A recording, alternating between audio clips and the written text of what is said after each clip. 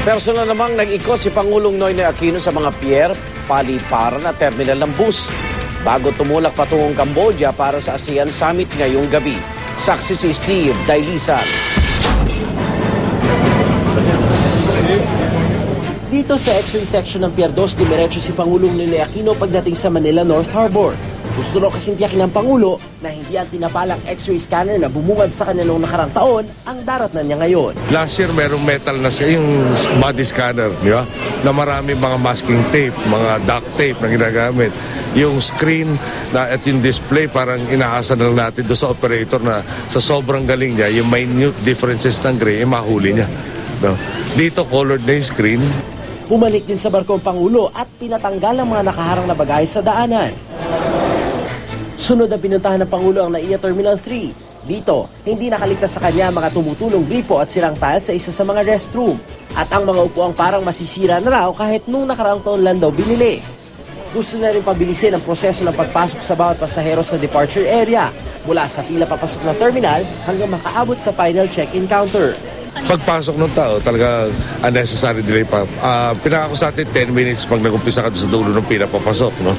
And to clear the first security check, yung tiniming namin kanina mga 5.5 minutes. Matapos mananghalian sa Araneta Center Bus Terminal sa Quezon City naman nag-ikot ang Pangulo. Maayos naman daw ang sistema. Yun nga lang, walang X-ray scanner. Sa ngayon, mano-mano binubulat lahat ng mga otoridad yung mga kargamento nung bawat paserong pumapasok dito sa bus terminal.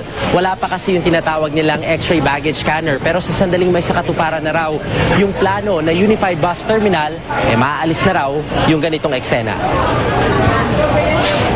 Gagawa ng programa para pati mga bus terminals magkakaroon na rin ng mga X-ray dahil itong mga bagaheng ito, unaccompanied, especially mga unaccompanied, yan ang maaaring pagmulan ng mga risk sa security.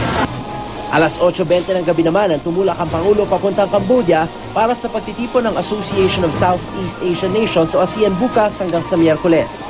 3.2 milyong piso raw ang gastos ng gobyerno para sa 63 taong delegasyon nila sa ASEAN.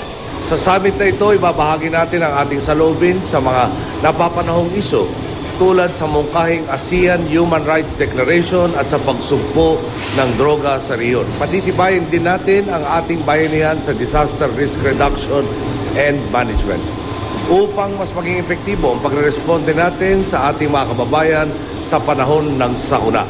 Ako si Steve Dailisan, ang inyong saksi.